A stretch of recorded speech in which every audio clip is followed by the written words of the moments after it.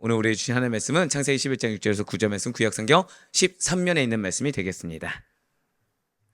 네, 우리 창세기 11장 6절에서 9절 말씀 한 절씩 교독하신 후에 마지막 9절 말씀은 한 목소리 합독하도록 하겠습니다. 제가 먼저 창세기 11장 6절 말씀 읽도록 하겠습니다.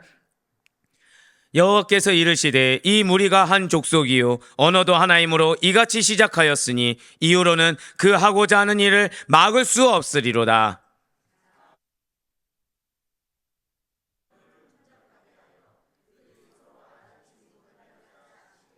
여호와께서 거기서 그들을 온 지면에 흩으셨으므로 그들이 그 도시를 건설하기를 그쳤더라. 그러므로 그 이름을 마벨이라 하니 이는 여호와께서 거기서 온 땅의 언어를 혼잡하게 하셨음이니라. 여호와께서 거기서 그들을 온 지면에 흩으셨더라. 아멘. 할렐루야.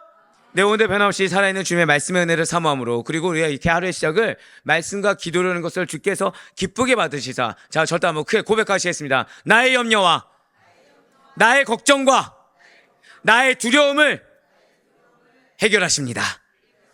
네, 그 사실을 믿는 믿음의 확신으로 이렇게 새벽 기도에 함께하고 계시는 우리 모든 성도님들을 주님을 환영하고 축복합니다. 이 새벽에 우리는 지금 창세기를 통해서 은혜 받는 귀한 시간을 가지고 있습니다. 아마 오늘 말씀을 듣고 난다면 나의 걱정, 염려, 두려움을 해결하는 하나님의 방식이 무엇인지를 또 깨닫게 되고요. 그래서 우리가 이 삶 가운데 범사에 감사할 수밖에 없는 이유, 범사에 하나님 앞에 설 수밖에 없는 이유를 알게 되실 것입니다. 네, 맞습니다. 우리는 지금 창세기 1장부터 11장까지 천지창조와 인간의 타락 이야기 그 전반부 가운데 지금 11장을 보고 있어요. 그 가운데 오늘 본 말씀 창세기 11장 6절에서 9절까지의 말씀은 어제 좀 이어서 생각하시는 것이 조금 더 많은 은혜가 있으실 것입니다. 바로 여호와께서 사람의 언어를 혼잡하게 하셨어요. 인류를 흩으심으로 말미암아 바벨탑 건축이 중단된 내용이 바로 오늘 본문의 메시지가 된다는 것이죠. 자, 먼저 창세기 11장 6절의 말씀 보도록 하시겠습니다. 여호와께서 이르시되 이 무리가 한 족속이요 언어도 하나이므로 이같이 시작하였으니 이후로는 그 하고자 하는 일을 막을 수 없으리로다. 아멘. 자, 먼저 우리 푸른색으로 한번 있는 글씨를 보시길 바래요. 아마 오늘 말씀 같은 경우는 특히 어제도 그랬지만 오늘 구절은 그냥 이렇게 한글로만 이렇게 받아들이신 것보다 원어적으로, 그리고 고대 근동의 문화와 역사관에서 이렇게 이해하시는 것이 훨씬 더 많은 은혜가 되십니다. 왜냐하면 아예 의미가 달라요. 아예 의미가 우리가 인간적으로 편하게 받아들이는 의미와는 좀 많이 다르다는 것이죠. 이것도 마찬가지입니다. 여호와께서 이르시되, 자, 지금 이 말씀이 우리가 보통 하나님이 말씀하십니다. 아, 예, 미안해요. 여기서는 아멘이라 나올 줄 알고서 우리 이렇게 아멘으로 받아들이죠라고 준비했는데, 왜죠? 여러분들, 죄송해요. 다시 한 번 더. 자, 하나님 말씀하십니다. 예, 왜 아멘으로 받아들이시죠? 누구에게요? 누구에게 말씀하셨어요? 나에게. 그렇죠? 대외적으로 하나님이 선포하시는 거죠. 그러니까 우리가 하나님이 말씀하셨습니다. 이 말씀에는 우리가 흔히 자연적으로 뭘 받아들이냐면 하나님이 우리에게 말씀하셨습니다. 하나님이 선포하셨습니다. 또는 우리 또 뭐라고 하죠? 하나님이 의지를 담았습니다. 하나님이 명령하셨습니다. 이렇게 하나님께서 누군가에게, 공동체나 사람에게 대외적으로 선포했음을 우리는 알게 모르게 아멘하면서 받아들인다는 거예요. 그러니까 이 말에는 그렇게 이상하게 여기지 않는다는 거죠. 그런데 이 말씀만큼은 그런 의미가 아니라는 거예요. 이 여호와께서 이르시되, 이거는 하나님께서 시날 평지에 있는 사람들에게 이런 뜻이 아닙니다. 그냥 대외적으로 선포하셨다가 아니라는 거예요. 밖으로 드러내신 말씀이 아닙니다. 그럼 어떤 의미일까요? 저 딱 고백하실게요. 스스로에게 말씀하셨습니다. 예, 스스로에게 말씀하신 거예요. 그러니까 여호와 하나님께서 자기 스스로에게 말씀하셨습니다. 왜? 우리도 그럴 때가 있지 않습니까? 하고 싶은 말이 많은 거예요. 하고 싶은 말이 많은 겁니다. 그 요즘 신방이 늦게까지 있어요. 늦게까지 있다 보는데, 이제 아까 우리 밖에서 이제 안내를 쓰면서 우리 목사님하고 대화를 잠깐 하다가 늦게 가면은 우리 목사님 입에서 딱 대본에 그 말씀이 나오는 거예요. 애들이 그러면 좀 외롭지 않습니까? 할머니 할아버지하고 있기는 좀 외롭지 않습니까? 그래서 제가 괜찮다고 했습니다. 왜일까요? 가보면 애들을 나름 위로해주는 손길이 하나가 있는 거예요. 예, 왜 어린애들 같은 경우에는 이 핸드폰에 연약할 수 있지 않습니까? 예, 그러면은 핸드폰에 알고리즘이란 게 있습니다. 네, 이 알고리즘은 어떻게 하냐면 저희 애들의 아이디가 누구하고 연동되어 있어요? 네, 그럼 제가 보지 않는, 다행인 거는 그래도 이제 학년이 올라가면 올라갈수록 관련이 있는 것들이 다 뭐냐? 그래도 성경과 관련된 것들. 예, 되게 감사하죠. 근데 어리면 어릴수록 뭐와 관련돼 있어요? 흔한 남매 뭐 이런 것들, 네, 이런 것들과 관련이 있는 거죠. 제가 그런 걸 보겠습니까? 안 보겠습니까? 예, 안 본다는 거예요. 그럼 이제 제가 그거를 얘기할 수가 없어요, 사실은. 예, 얘기할 수가 없습니다. 왜냐면 항상 그런 게 아니란 걸 알고 있고 항상 뭐가 더 우선인 걸 알기 때문에. 그러면 제 마음속으로 뭘 얘기해요? 혼자 속으로 되뇌이는 거죠. 한 번만 더 걸려봐라. 한 번 더 걸리면 네, 그래, 뭐 핸드폰을 뺐든 지적을 한번 해주겠다. 이제 이런 속으로 되뇌이는 말, 그러니까 속으로 할 말이 많아도 왜 속으로 말을 삼킬 때가 있지 않습니까? 또는 혼잣말로 중얼거리다가 끝내는 말도 존재할 수 있어요. 스쳐 지나가는 생각을 되뇌이다가 마는 경우도 있습니다. 상상 속에서 일어날 법한 일, 그러니까 내가 좀 됐으면 좋겠다는 그런 일들을 내 말로 하거나 이건 좀 이랬으면 좋겠는데 저랬으면 좋겠는데 독백으로 속마음을 내뱉기도 한다라는 거죠. 농담을 진담처럼 발설하기도 한다라는 거예요. 또는 진담을 농담 속에 담아서 발설하기도 한다는 거죠. 그런데 중요한 건 그것이 어떠한 말이 되었든지 간에 우리는 사실 우리의 생각만큼 스스로 한 말을 스스로 책임지지 못하는 경우가 너무 많다는 거예요. 그것이 누가 듣기를 원하는 말이든 나도 모르게 속으로 내뱉는 말이든 그냥 어느 쪽이 됐든 간에 내뱉은 말을 그대로 다 신실하게 지키지 못한 경우가 우리 인간들은 허다하다는 거죠. 즉 지키는 말보다 지키지 못하는 말들이 더 많다는 것입니다. 그것이 스스로에게 한 말이든 대외적으로 공식적으로 내뱉는 말이든 우리는 책임감 없이, 우리는 감정적으로 아무 의미 없이 내뱉어 버리는 말들이 의외로 많다는 거죠. 하지만 하나님께서는 그러한 우리와 다르시다는 거예요. 진실로 하나님께서는 밖으로 드러낸 공적인 말씀뿐만 아니라 지금 이 본문처럼 스스로에게 하신 말씀도 다 이루신 하나님이십니다. 왜입니까? 하나님께서는 신실하신 하나님이기 때문이라는 거예요. 하나님께서는 전지전능하신 분이시기 때문에 스스로 다짐하는 말씀도 반드시 이루신다는 것을 잊지 마시길 바라요. 자, 분명 우리는요, 나 스스로 나만 듣게 하는 말은 누가 듣습니까? 아무도 듣는 이가 없어요. 나 자신만 알고 넘겨버릴 수 있는 말이 바로 나 스스로에게 한 말, 스스로 한 말이라는 거죠. 나밖에 아는 사람이 없다라는 거예요. 그냥 어느 그 밀실 같은 데서, 어느 골방 같은 데서 혼자 내뱉는 말을 과연 누가 알겠습니까? 그럼에도 불구하고 하나님께서는 신실하게 이루신다는 거예요. 무엇까지요? 당신 스스로의 다짐까지도 신실하게 이루시는 거예요. 그렇기 때문에 여러분들에게 다시 한 번 더 선포할 것은 염대기 하나님이 약속의 말씀을 주셨습니다. 믿으십니까? 근데 이것은 여러분들의 환경이 되냐 되지 않냐, 염디 그 말씀에 대해서 항상 붙잡느냐 아니면 매일같이 붙잡지는 못하느냐에 상관없이 하나님은 반드시 이루시고 만다는 거예요.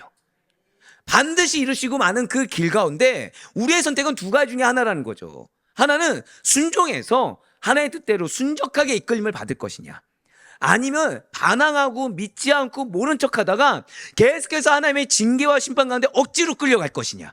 둘 중에 하나라는 것입니다. 예, 맞아요. 이러한 진리는 뭐와 똑같은 것입니까?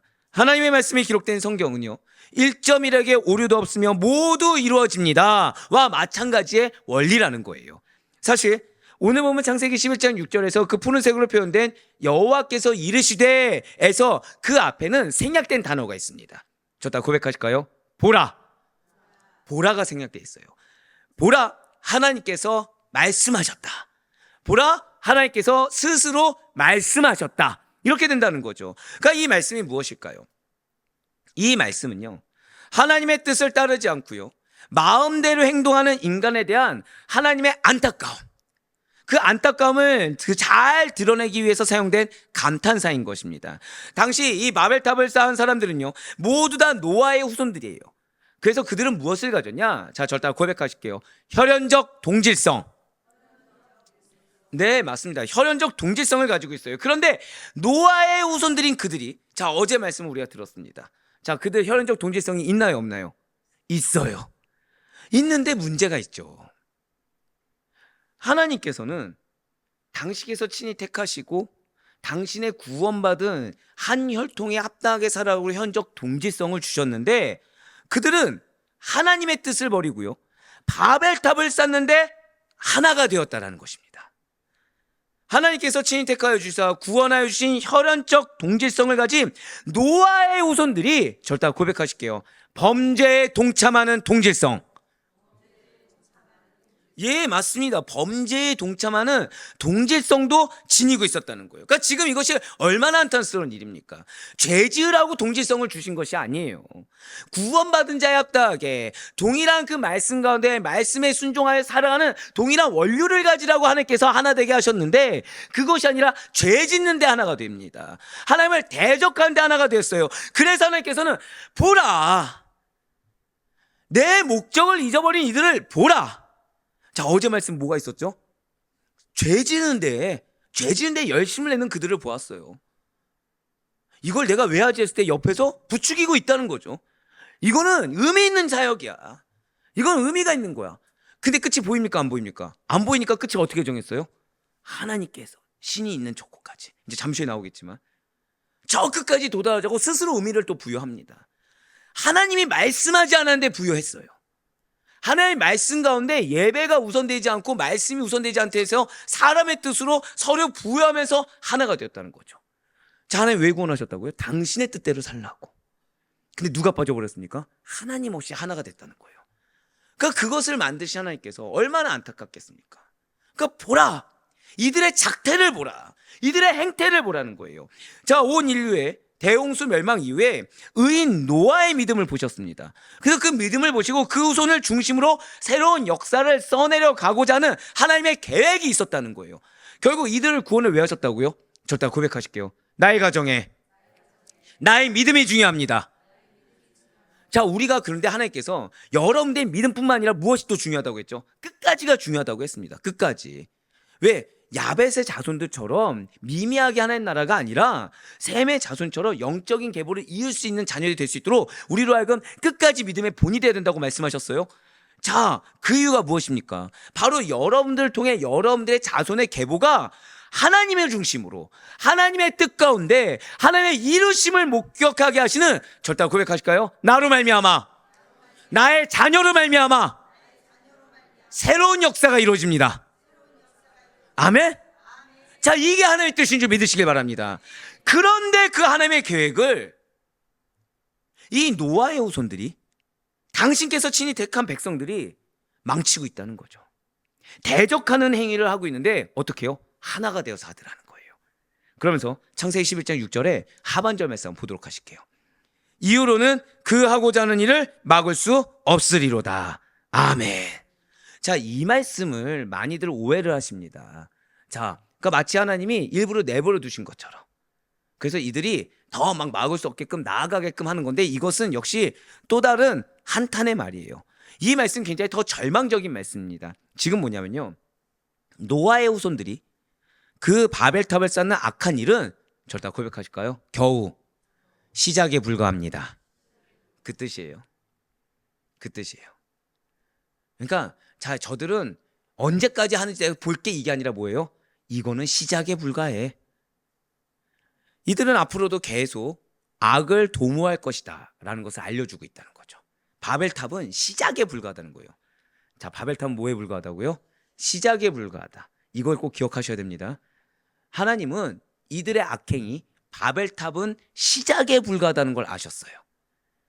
그래서 이들은 계속해서 악을 도모할 것이라는 것을 알려주셨다는 거죠.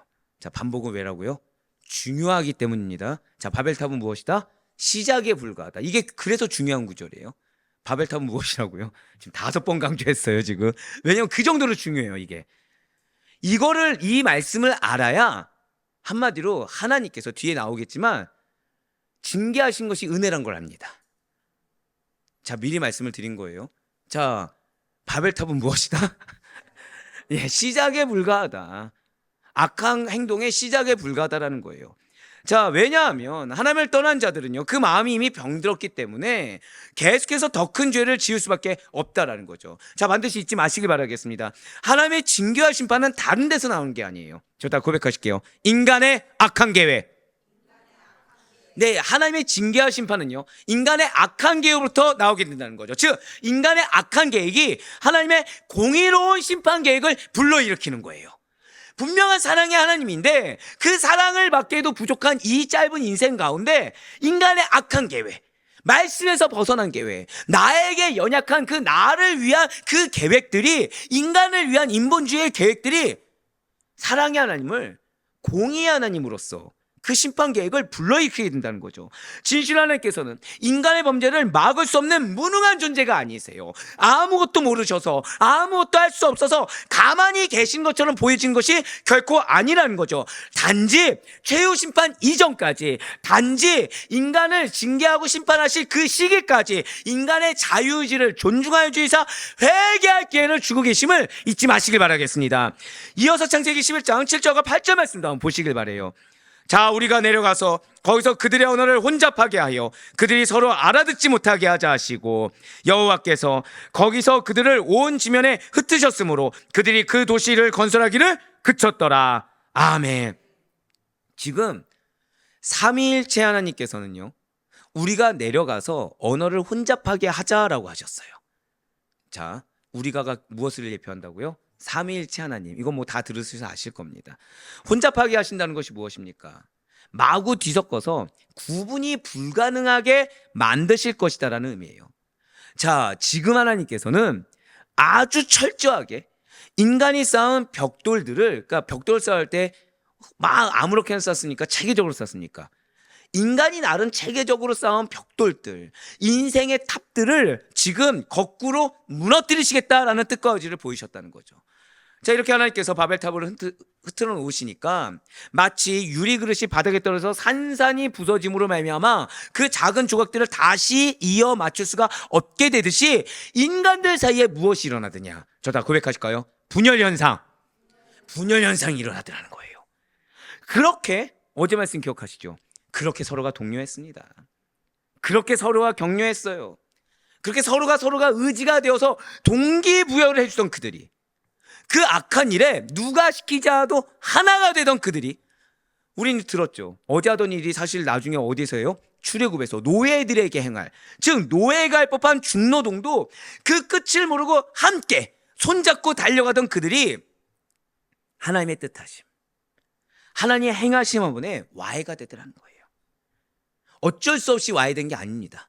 지금 뭐가 있다고요? 스스로 분열이 됐다는 거예요. 하나님의 터치 한 번에 분열이 됐다는 것입니다.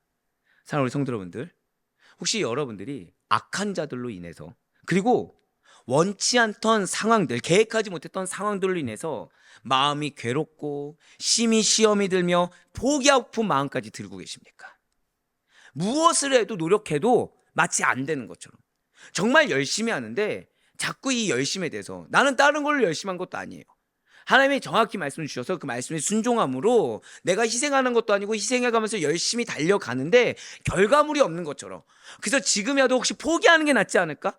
지금이라도 나에게 익숙한 무언가를 하는 게 낫지 않을까라는 시험이 들고 계십니까? 지금 하나님께서는 그 사람들이 건설하는 그 성과 탑을 보려고 내려오신 상황을 잊지 마셔야 돼요. 지금 하나님은 어떤 상황이라고요? 여러분들을 공격하는 자들, 여러분들을 압박하는 상황들을 그 사람들이 건설하는 성읍, 탑을 보려고 내려오신 상황인 것입니다. 그래야 그 가운데 속한, 저 따라 고백하실게요. 나의 믿음. 우리의 정확히는 구별된 그 믿음을 보고 계시고, 여러분들의 그럼에도 불구하고 신뢰, 하나님을 신뢰하는 인내를 보고 계심을 잊지 마시길 바라요. 그래야 때가 이르면 하나님께서는 악한 자들을, 그 괴로운 상황을 당신의 뜻하신가 행하심 한 번에 당신만의 방법으로 흩어놓으시고 그 자리에 하나님 당신의 말씀만을 영영히 새겨놓으실 것을 믿으시길 바라겠습니다. 하나님의 말씀에 그 명령에 순종한 여러분들을 기쁘게 받으세요. 인간적으로 너무나도 커 보이는 사람들, 인간적으로 너무나도 거대해 보이는 상황들에 굴복하지 않고 믿음으로 하나님께서 말씀하신 그 길을 순적히 걸어가는 자들을 기뻐 받으시사 이 순간에도 말씀으로 크나큰 위로를 더하시고 그 가운데 그러한 자들에게 상급으로 함께 하실 것을 반드시 믿으시길 바라겠습니다. 그렇습니다. 인간들은요, 지면의 흩어짐을 면하기 위해서 바벨탑을 쌓음으로 땅에 편만하라, 땅에 편만하라는 하나님의 말씀을, 바로 그분의 명령을 어겨버렸습니다. 이러할 때 하나님께서는요, 전능하신 당신의 능력으로, 정확히 말씀드릴까요? 그 누구도 감히 생각조차 못하는 당신만의 방법으로, 그것이 무엇이었죠? 인간의 언어를 혼잡하게 하심으로 강제적으로 인류를 온 지면에 흩어지게 하셨다는 거예요. 우리가 하나님을 의지하는 것은 이겁니다. 우리가 기도할 때 우리는 흔히 내가 생각할 수 있는 해결 방법을 두고 기도합니다. 내가 생각할 수 있는, 하나님은 이렇게 역사하실 수 있을 거라고 해서 내가 할 수 있는 영역 가운데 생각한다라는 거죠. 그러나 하나님은 그런 분이 아니세요. 지금 인간들이 바벨을 왜 쌓았죠? 멸망하기 싫어서 쌓았습니다. 이렇게 하면 홍수에서 면할 수 있을 거라 생각했습니다. 근데 그 어느 누구가 당시에 통일 언어기 때문에 당연히 다른 언어가 존재할 거라고 누가 생각할 수 있었겠습니까? 근데 하나님은 당신의 방법으로 흩어놓으셨다는 거예요. 하나님께서는 당신의 방법으로 징계하시고, 근데 그 징계에도 또 그 와중에도 기회를 주고 계시다는 거죠. 이제 마지막으로 오늘 본문인 창세기 11장 9절 말씀 보시길 바라요. 그러므로 그 이름을 바벨이라 하니 이는 여호와께서 거기서 온 땅의 언어를 혼잡하게 하셨음이니라. 여호와께서 거기서 그들을 온 지면에 흩으셨더라. 아멘. 자, 여기서 바벨은 여러분들 잘 아시는 것처럼 혼잡하게 되다, 혼잡, 혼란이라는 의미를 갖고 있어요. 당연히 여기서 끝나지가 않겠죠.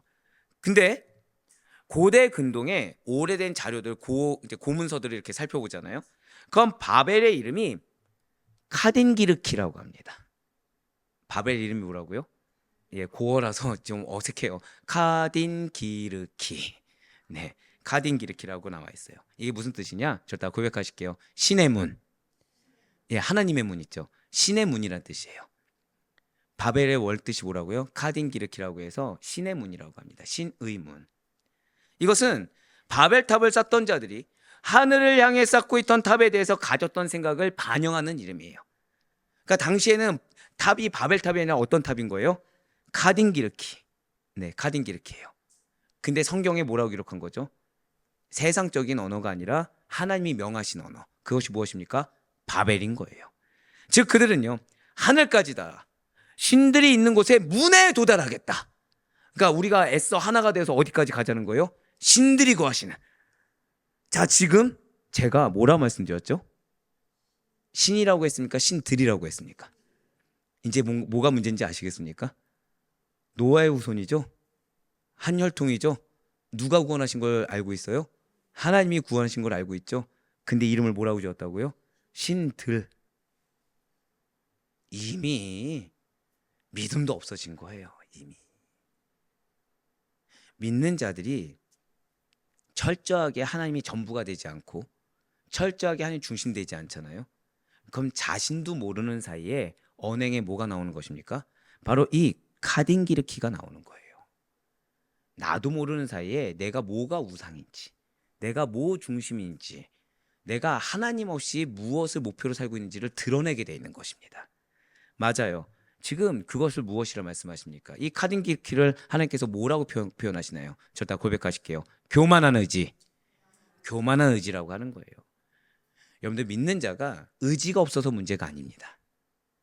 정말로 교회 다니신 분들은 열심들이 다 있어요.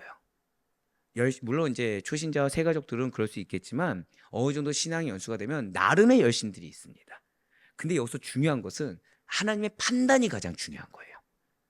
하나님이 이거를 순종의 의지로 보고 있는가?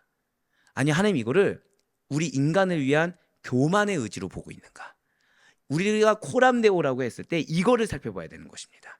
그냥 하나님 앞에서 내가 지금 하나님께서 나를 어떻게 보시느냐, 이 정도에서 국한되는 것이 아니라, 저 다 고백하실까요? 나의 의지. 나의 의지를 봐야 돼요. 나를 위한 의지인가? 세상적인 무언가를 위한 의지인가? 아니면 정말 하나님만을 위한 순종의 의지인가? 이거를 분별해 볼 수가 있어야 된다는 거죠. 그러니까 하나님께서는 이 바벨, 정확히는 카딘기르키라는 이 성에 대해서, 이 탑에 대해서 그러한 의미를 지닌 바벨을 어떻게 하시는 것입니까? 산산이 흩으시는 거죠. 그래서 인간의 생각이 얼마나 교만하고요, 동시에 인간이 하는 일이 얼마나 보잘것없는 일인지를 보여주셨다는 거예요. 무엇으로요? 하나님의 방법으로. 하나님의 방법으로. 자, 그들은 받아들이기 쉽겠습니까? 어렵겠습니까? 당시에 어렵죠. 하지만 누가 봐도 하나님이 역사하셨다 라고 인정할 수밖에 없는 환경을 주신다는 거예요. 이처럼 카딘기르키라는 세속적 이름 안에는요, 그 당시에 교만했던 인간의 심성, 그 당시에 하나님이 전부가 되지 않았던 불신앙적인 인간의 심성을 보여주지만, 반면에 바벨이라는 이름 안에는 그것을 지배하고 있는 하나님의 능력이 잘 나타나고 있다는 거예요. 그러니까 바벨이 저주의 이름이 아니라 뭐예요? 하나님의 능력의 이름이 나타난 이름인 것입니다. 사실은 저주의 이름은 무엇이죠? 가딘기르키라는 거예요.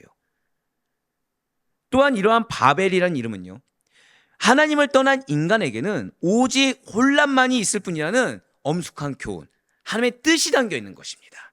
사랑하는 우리 아디포교회 성도 여러분들, 그래서 여기서 우리가 한 가지 생각해 볼 것이 있습니다. 여러분들 바벨탑 했을 때 바벨 들으시면은 어떻게 느낌이 어떠십니까? 긍정적이세요? 부정적이세요? 대다수가 부정적이에요. 흩어져 놓으셨으니까. 근데 지금 제가 바벨에는 두 가지 의미가 담겨 있다고 말씀드렸습니다. 첫 번째가 무엇이라고요? 고백하실게요. 하나님의 능력. 자, 두 번째, 하나님의 뜻. 예, 맞습니다. 하나님의 능력이 담겨 있고요, 하나님을 떠난 인간에게 오직 혼란만이 있을 뿐이라는 하나님의 뜻하심이 담겨 있습니다. 그럼 여기서 한 가지 생각해 볼 것은 무엇입니까? 하나님께서 바벨탑을 무너뜨리고요, 인간의 언어를 혼잡하게 하신 것이 우리들에게 정말로 혼란을 주시기 위하신 것이십니까? 아니면 다시 질서를 바로 세우기를 원하신 것입니까? 인간적으로 판단하잖아요. 인본주의로 판단하면 혼란의 포커스가 되죠. 근데 신본주의면 어디에 포커스인 거예요? 절대 고백하실게요. 다시 영적 질서를. 할렐루야. 바로 그거예요.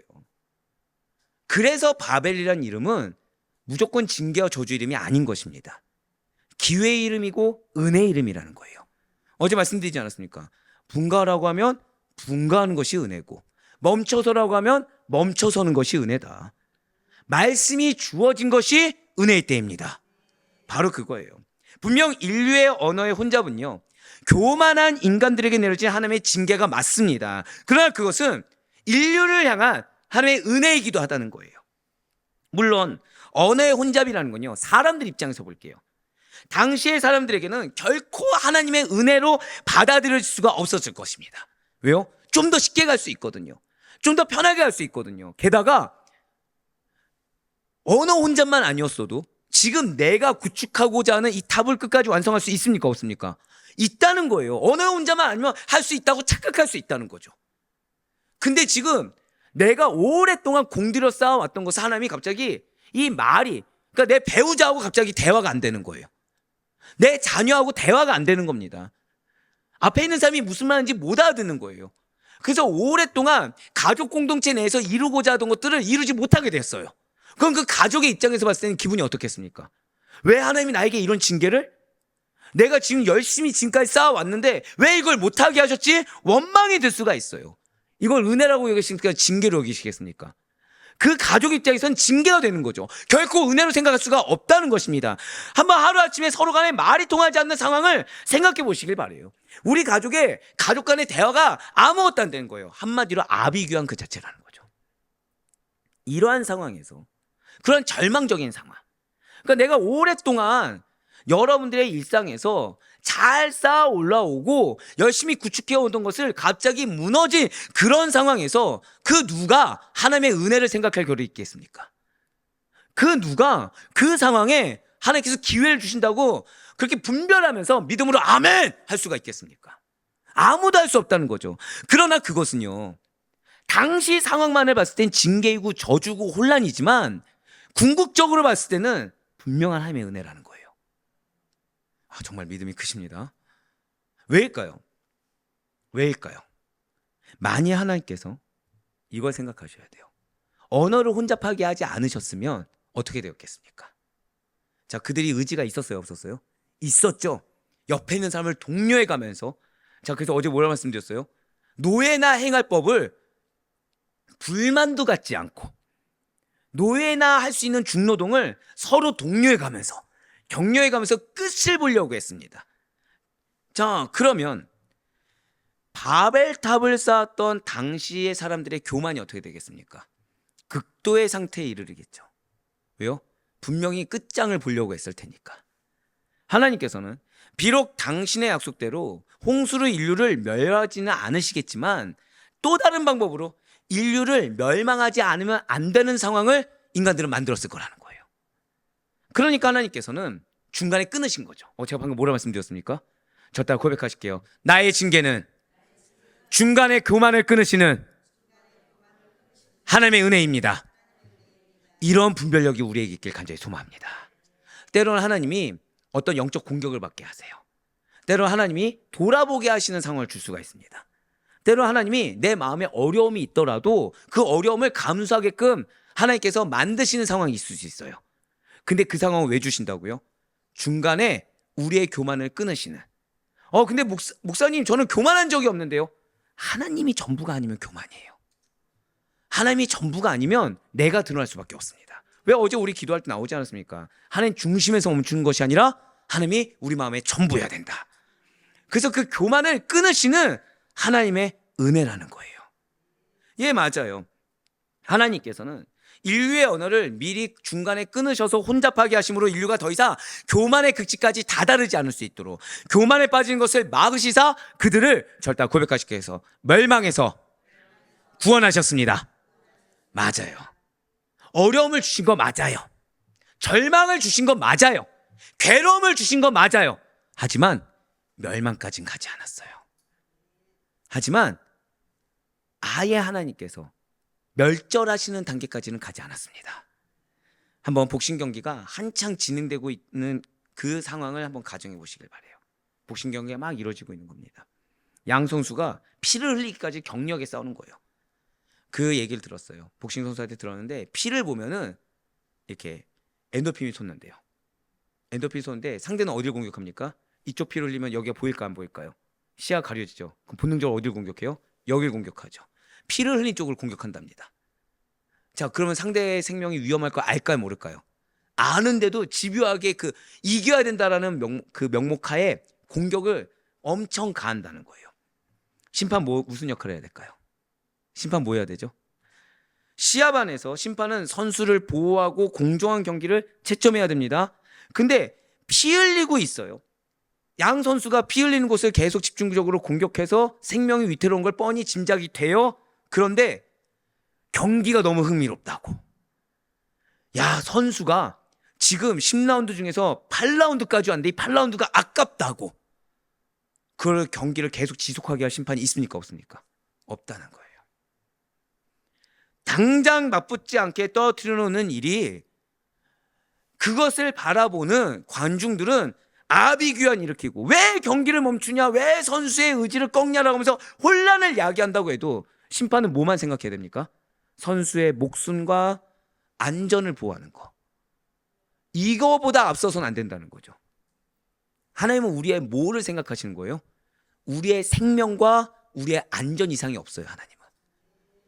하나님은 어쩌면 우리가 선수의 입장에서 피를 흘리는데도 이 8라운드가 아까워서 좀 더 해보겠습니다 하고 고집 부릴 때 너 그러다 죽어 하고서 자르시는 거죠. 그게 낫다는 거예요. 조금만 더 하면 내가 이길 것 같은데 이거보다 더 중요한 건 뭐예요? 우리의 생명이라는 겁니다. 아무리 주변에서 흥미를 위해서 우리의 생명조차 생각하지 않고 자신의 흥미를 위해서 우리를 미혹한다고 하더라도 하나님은 그 미혹의 소리를 듣는 분이 아니라 무엇을 보신다고요? 우리의 생명, 영생을 보시는 분이라는 거예요. 그래서 끊어놓는 역할, 그 역할을 우리 하나님께서는 하신다는 거죠. 마찬가지예요. 우리가 믿음의 선한 싸움을 해나가는 과정에서 하나님께서 무슨 역할을 해야 하시는 것입니까? 우리가 사단과의 싸움에서 져서 생명이 끊기는 것 같은 상황 가운데 우리 하나님께서는 반드시 개입하신다는 거예요. 어떻게 해요?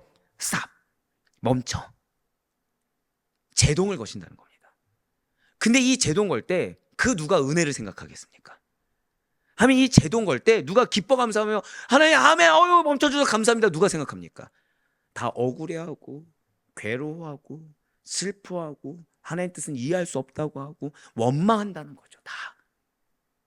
다 하나님을 이해하거나 하나님 감사합니다 하고 고백할 수 있는 성도는 죄송하지만 단 한 명도 존재하지 않아요. 말로는 어떻게 하죠?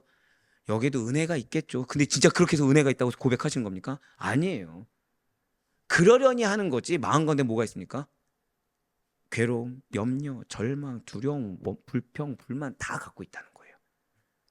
하지만 그러한 일로 생기는 혼란과 아비규환이라는 것은 하나님께서 스탑을 해서 내 마음 가운데 있는 혼란, 하나님께서 스탑을 해서 내 상황 가운데 있는 마치 조금만 더 하면 해결될 것 같은데 해결되지 못해서 다가올 것 같은 아비규환이라는 것은 궁극적으로 우리에게 도움이 되고 유익이 된다는 거예요. 내 마음 가운데 이 해결되지 않는 이 감정의 소용돌이가 오히려 나에게 도움이 된다는 거죠. 진실한 하나님께서는 우리 삶에 개입하여 일어나게 해서 혼란을 일으키실 때 이 혼란은 이 절망은 여러분들 지금 마음 가운데 있는 괴로움과 걱정, 근심들 있잖아요. 이거는 절대 고백하실게요. 새로운 질서의 시작입니다. 이걸 기억하셔야 돼요. 오늘 여러분들이 잊지 않고 기도하셨던 게 바로 이것입니다. 사실 뭐 범공동체적인 거 이거 바라지도 않아요. 근데 이거 하나 놓치지 마셔야 돼요. 주님, 내 마음 가운데, 내 상황 가운데 괴로움을 주셨습니다. 어려움을 주셨습니다. 근데 하나님 이 상황을 왜 주셨는지 모르겠습니다. 하지만 오늘 말씀을 통해 하나는 알겠습니다. 내 삶 가운데 기업을 주시겠다는 하나님, 내 삶 가운데 약속의 말씀을 성취하시겠다는 하나님. 근데 이 기업은 무엇이 되어야 된다고요? 절대 한번 더 고백하실까요? 새로운 질서. 새로운 질서가 안 되기 때문에 혼란의 상황을 통해서, 아니면 이전 거 못 버리거든요. 아니면 그 통일된 언어로 뭐만 하겠습니까? 바벨탑만 지을 거 아닙니까? 새로운 질서를 주기 위해서는 흩어놓으셔야 되는 거예요. 혼란을 주셔야 되는 거예요. 제가 이 사실을 믿습니다. 나의 지금 어려워하는 마음, 눈물 흘리며 하는 기도, 이거 사실은 은혜입니다. 기회이고, 이거를 내가 믿음으로 인내했을 때, 믿음으로 하나님을 기대하며 확신했을 때, 우리 가정 가운데, 내 삶 가운데 우리 한 번 더 고백하시겠습니다. 새로운 질서가 시작되었습니다. 이 기도드리며 나가는 오늘이 되기 간절히 소망합니다. 사랑하는 성도 여러분들, 진실한 하나님께서는 바벨탑을 쌓아 교만으로 인해 멸망하도록 내버려 두지 않으신 거예요. 바벨탑이 무엇이라고요? 사실 바벨이라는 이름은 오히려 은혜의 이름이라고 말씀드렸습니다. 오히려 카딘기르키라고 말씀을 드렸죠. 그렇지만 우리는 인본주의적으로 흩어진 거에만 관심을 갖는 거예요. 내 입장에서 언어가 흩어진 거에만 관심을 갖는 거예요. 하지만 오히려 하나님은 멸망하지 않도록 중간에 끊으신 겁니다.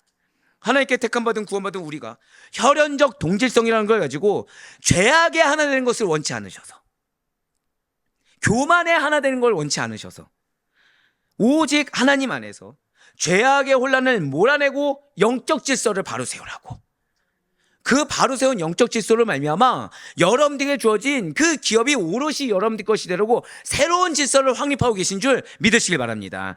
그래서 사도 바울이 이렇게 선포하고 있는 거예요. 고린도전서 14장 33절의 말씀입니다. 우리 다 같이 14장 33절의 말씀 마지막으로 다 같이 읽겠습니다. 시작. 하나님은 무질서의 하나님이 아니시오 오직 화평의 하나님이시니라. 모든 성도가 교회에서 함과 같이. 아멘. 맞습니다. 진실로 하나님을 마음에 모시고 살아가는 자만이, 정확히 그 마음에 하나님이 전부가 되는 자만이 이 마음 가운데 있는 혼란을 몰아내고 하나님께서 원하시는 질서 있는 삶, 영적 질서. 그래서 누구와 화평을 이루는 것입니까? 하나님과 화평을 이루는 영적 질서가 제대로 세워지는 축복된 우리가 됨을 반드시 믿으시길 바랍니다. 언어의 혼잡이라는 거, 내 인생에 지금 혼잡이라는 것은 1차적으로 볼 때는 인생의 혼란이요 하나님의 징계가 분명한 것처럼 맞아요. 이전에 누리던 삶을 못 누리고 오히려 더 고난, 더 어려운 가운데 내 마음이, 지금 내 마음의 믿음을 잡기조차 어려울 수도 있을 것입니다. 그렇지만 궁극적인 면에서 볼 때는 멸망하지 않게 하기 위해서 구원하신 하나님의 은혜란 사실을 잊지 마시길 바라요. 하나님께서 스탑하신 거, 하나님이 스탑이라고 한다면 은혜입니다. 하나님이 기다리라고 한 거, 그럼 하나님이 기다리라고 하시면 은혜예요. 하나님 참으라! 인내라고 하면 그것도 은혜인 것입니다. 왜죠? 최소한 멸망하지 않거든요. 근데 이 사실을 믿고 순종하면은 우리 삶 가운데 뭐가 이루어지는 거예요? 새로운 질서. 이전에는 경험하지 못한 새로운 질서. 우리 이걸 뭐라 말합니까? 절대 한번 더 마지막으로 크게 선포하시겠습니다. 나에게 새로운 기업이 이미 주어졌습니다. 아멘. 맞습니다. 사랑하는 성도 여러분들, 지금 노아 이후에 사실 하나님께서는 약속의 말씀을 주시고 새로운 당신의 나라를 이미 이루어가고 계십니다. 근데 그거를 인간의 입장에서 인본주의적으로 이해하지 못하고 받아들이지 못하다 보니까 그들은 그 약속된 땅으로 간 것이 아니라 신할 평지에 모여서 죄악의 탑을 짓고 있었어요. 그 가운데 그 죄악의 땅 위에서 죄악의 탑을 짓고 있던 사람들 입장에서는 지금 징계고 혼란이고 저주입니다. 심판이에요. 하지만 지금 하나님은요, 죽이지 않으셨어요. 제가 뭐라 말씀드렸죠? 죽이지 않으셨어요. 오히려 어떻게 하셨죠? 그들이 예비되어 있는 나라로 흩어 보내신 겁니다. 우리 역시 마찬가지예요. 여러분들 삶 가운데 고난이 있을 수 있습니다. 징계를 받는 것처럼 여길 수도 있고요. 왜 이런 환란이 나에게 임하는가? 이해가 안 될 수 있습니다. 그러나 중요한 건 이해가 아니에요. 받아들이는 겁니다. 지금 내 하나님께서는 받아들인 자의 마음 가운데 찾아와 주십니다. 지금 내 마음의 전부가 하나님인지, 그래서 내가 지금 하나님 나에게 주신 말씀 그대로 순종하며 가는지, 아니면 내 삶 가운데 나도 모르게 신들의 문에 도달하려고 하는 교만이, 우상이 혹시 내 가운데 있지 않는지 돌이킬 수 있도록 지금 기도하는 시간을 허락하셨음을 잊지 마시길 바래요. 그렇습니다. 기도는 새로운 질서를 발견하는 시간입니다. 기도는 하나님과의 관계가 회복되는 시간이고요. 기도는 다시 한 번 더 나를 무너뜨리고 인본주의적인 눈이 아니라 신본주의적인 눈으로 하나님의 뜻을 분별해서 이것이 징계인지 은혜인지, 이것이 심판인지 기회인지를 분별하는 은혜의 시간입니다.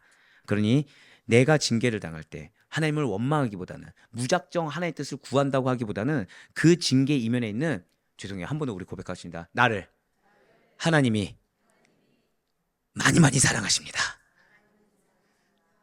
별로 그렇게 안 느끼시나 본데요.